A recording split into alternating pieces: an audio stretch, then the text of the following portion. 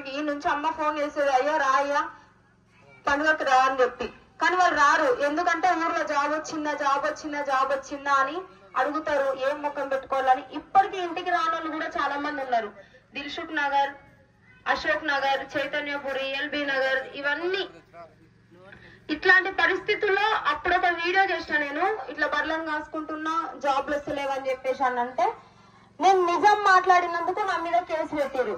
Case పెడితే ఇంక అప్పుడు మస్తు సఫర్ అంటే బాధపడ్డా నేను. ఇంకా సరేలే అయ్యిందేదో అయ్యిందని చెప్పేసి మళ్ళీ చదువుకుంటున్న టైంలో పేపర్ లీకేజ్, గ్రూప్ 1 లీకేజ్ అయింది, గ్రూప్ 2 లీకేజ్, ఇవన్నీ పేపర్ లీకేజ్లు అయినాయి. అసలు అయ్యేసరికి ఇంకా నాకు బాధ అనిపించింది. ఏదన్నా ఒకటి చెయ్యాలి, ఇవన్నీ కావు, మా కోసం మేమే ఏదో ఒక పోరాటం చేయాలని చెప్పి అప్పుడు కరెక్ట్ టైంలో ఈ ఎలక్షన్ నోటిఫికేషన్ వచ్చింది.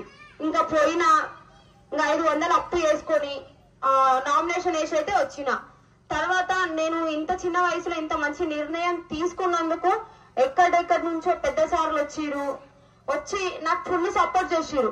అసలు కనీసం నా ప్రచారానికి పైసలు లేకుంటే కూడా వాళ్ళు నాకు పైసలు ఇచ్చి నా ప్రచారం బండ్లు గాని, మా ఇంటికి ప్రచారానికి వచ్చిన వాళ్ళకు బువ్వ వండించడం గాని, ఇవన్నీ వాళ్ళు చూసుకొని వాళ్ళు ఖర్చు పెట్టుకొని ఆ ప్రచార యాత్ర మస్తు అద్భుతంగా సాగింది. కానీ ఒకటే ఒక లోపం చేసిన, ఏంటంటే పైసలు వంచలేదు, మందు వేయలేదు. రాత్రిపూట వచ్చి మా కార్యకర్తలు ఇల్లు తిరిగి కోటల సీసాల 2-3 మందు పోసలేరు, బిర్యానీ పొట్లం ఇప్పించలేరు, ఆడళ్లకు పట్టు చీరలు పెట్టలేరు.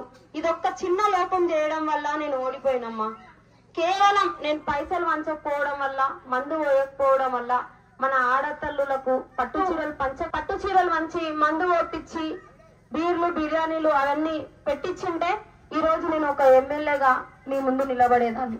కానీ వీటన్నిటి నేను పంచకపోవడం వల్ల ఈ రోజు ఒక ఓడిపోయిన ఎమ్మెల్యేగా పార్టిసిపేట్ చేస్తున్న ఎంపీ క్యాండిడేట్ గా మీ ముందుకు వచ్చిన. అయినా సరే ఎన్ని రోజులున్నా నా ప్రాణం ఉన్నంత వరకైనా నేను పోరాడతా గాని ఒక్కరికి పైసలు పంచను. ఈ జనాలను నేను ఇట్లా మార్చను, ఒక మద్యానికి బానిసగా నేను మార్చను. చీరలకు, చిన్న కళ్ళు సీసాలకి ఎండ కొడుతుంది కాబట్టి థమ్స్అప్ బాటిళ్ళకి, ఇలాంటి వాటికి నా ప్రజలను నేను బానిసలుగా మార్చదలుచుకోలేదు. అందుకని చెప్పేసి ఒక్క పైసా కూడా నేనైతే పంచనమ్మా. పంచేంత ఆస్తులు మా తాత కూడబెట్టలేడు, ఉన్నదంతా అమ్ముకున్నాడు, పోయింది, ఆయన దారి ఆయన చూసుకున్నాడు. మాకేం ఆస్తులు లేవు, అంతస్తులు లేవు, అక్రమాలు మేము చెయ్యమమ్మా.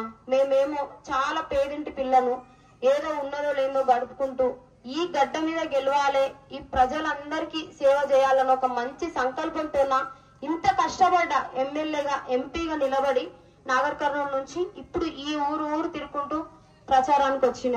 మరి మీ ఊర్లోకి ఎవరు పొలిటికల్ లీడర్స్ వచ్చిరో నాకైతే తెలియదు. కానీ నేనైతే నాకు తెలియని ఊర్లు ఇక్కడ ఉన్నటువంటి అన్న ఉన్నాడు కదా, అన్న ద్వారా తెలుసుకొని ఇక్కడ ఒక ఊరు ఉందని రూట్ మ్యాప్, మాకు రూట్ తెలియదు, ఊర్ల పేర్లు తెలుసు కానీ ఎక్కడికి వెళ్ళాలి ఏందనేది తెలియకున్నా ఇక్కడే ఒక గ్రామంలో ఉంటూ అక్కడ చుట్టుపక్కల ఏ ఊర్లు ఉన్నాయి ఏంది అనేది అన్నిటికన్నీ తెలుసుకొని ప్రతి ఊరు తిరుగుతున్నామ్మా. ఇక్కడికి వచ్చిన ప్రజలందరికీ ఒకటే మాట చెప్తున్నా, నేను ఎవరు పైసలు ఇచ్చినా తీసుకోండి, ఎందుకంటే అవి మన సొమ్ము. మీరు ఆలోచించండి అమ్మా. పప్పు 50 రూపాయలది ఇప్పుడు ఎంత అయింది? 150 రూపాయలు అయింది. సబ్బు 5 రూపాయలది 10 రూపాయలు అయింది. షాంపూ ఆట అనేది రూపాయి అయింది. 50% ఎక్స్ట్రా అంటాడు. షాంపూ పెరిగిందా? లోపల ఎక్స్ట్రా లేదు, పైన కవర్ మాత్రమే 50% ఎక్స్ట్రా కవర్ పెంచిండ్రు. చక్కెర 10 రూపాయలు ఇప్పుడు 32 రూపాయలు. గోధుమ పిండి 20 రూపాయలు ఇప్పుడు 40 రూపాయలు. ఒకసారి ఆలోచించండి, ఇదే సొమ్ము రేట్ల మీద అమ్మ మనం ఒక ఇంటి ఒక ఆడపిల్ల కనీసం పుస్తెల తాడుగా ఒక తులం అన్న చేసి పంపిస్తామా లేదా?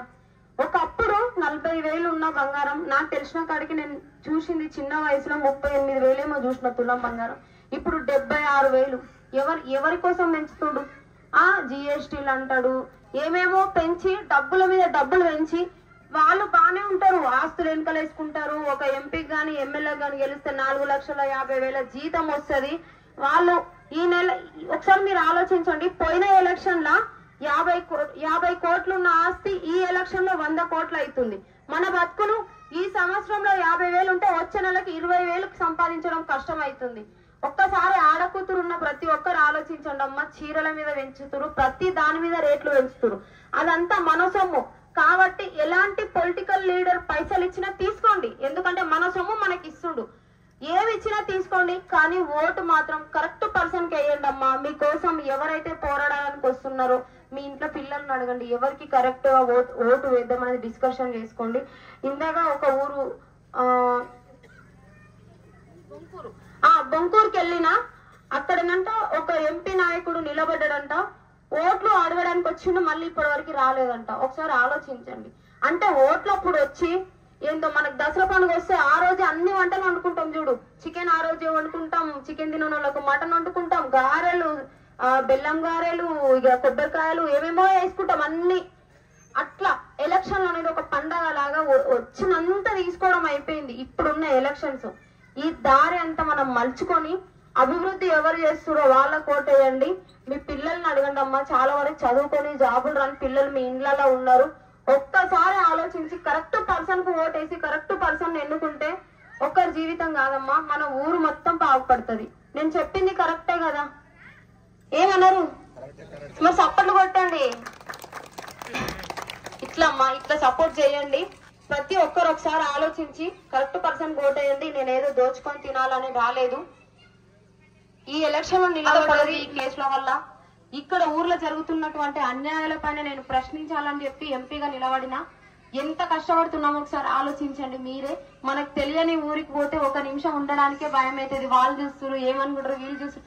అట్లాంటిది ఒక 25 సంవత్సరాల ఆడపిల్లలు తెలియని ఊర్లు కూడా తెలుసుకొని ఇంత కష్టపడి తిరుగుతుందంటే మీ సమస్యల్ని నేను తెలుసుకోలేనా?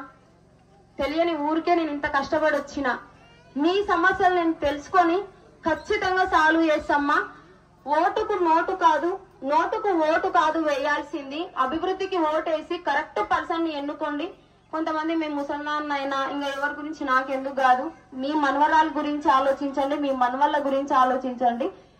కరెక్ట్ ఇక్కడ కొంతమందికి ఏం తెలుసా అంటే పార్టీ గుర్తులు 3 తెలుస్తాయి. నచ్చినా నచ్చకపోయినా వాళ్ళకే ఓటేస్తారు. ఇంకా ఎందుకంటే మిగతా కింద గుర్తులు చూడం, మనము అంత ఓపిక ఉండదు. ఒకటే చెప్తున్నా, మీరు పోలింగ్ బూత్ లకు వెళ్ళిన తర్వాత ఒకసారి బ్యాలెట్ బాక్స్ లో కింద నుంచి పైన వరకు చూడండి. చదువుకున్న అన్న వాళ్ళు అక్కలు ఒకసారి అఫిడవిట్ డౌన్లోడ్ చేయండి. డౌన్లోడ్ చేసి అందులో అతి పేద వాళ్ళు ఎవరున్నారో వాళ్ళకే ఓటేయండి. ఎందుకంటే ఒక పేదవాడి బాధ పేదవాళ్ళకు మాత్రమే తెలుస్తుంది. మన ఆస్తులు ఉన్న వాళ్ళ బాధ ఎవరికి, ఆస్తులు ఉన్న వాళ్ళకు పేదవాళ్ళ బాధ తెలుస్తుందా? తెలియదు. కాబట్టి ఒక పేదవాళ్ళకు మాత్రమే ఓటేసి గెలిపించండి అమ్మా. నాకు వచ్చిన గుర్తు పీక గుర్తమ్మా, విజిల్ గుర్తు. ఒకసారి చూడండి, విజిల్ గుర్తు వచ్చింది 12వ నెంబరు. ఒక్కసారి బ్యాలెట్ బాక్స్ లో పైనుంచి కింద వరకు మీరు ఎంతసేపు ఓటేయండి అని ఎవరు చెప్పరు. మీరు గుర్తు పట్టే వరకు ఆ పోలింగ్ బూత్ లో నిలబడి ధైర్యంగా పీక గుర్తుకు ఓటేయండి. మీ బాధలన్నింటినీ పార్లమెంట్ వరకు వినిపించేలా గొంతు చించుకుని అరిచే బాధ్యత నాది. ఒకసారి ఆలోచించి ఓటేయండి అమ్మా. ధన్యవాదాలు. కాబట్టి ఈ పీక గుర్తు 12వ నంబర్ పైన ఉంటది. కాబట్టి అక్కడ వేసేటప్పుడు మిమ్మల్ని ఎవ్వరు చూడరు, బయట బెదిరిస్తారేమో. వేసినవాయా అంటే వేసిన అనాలి. ఏమిటికి వేసినావు అన్నది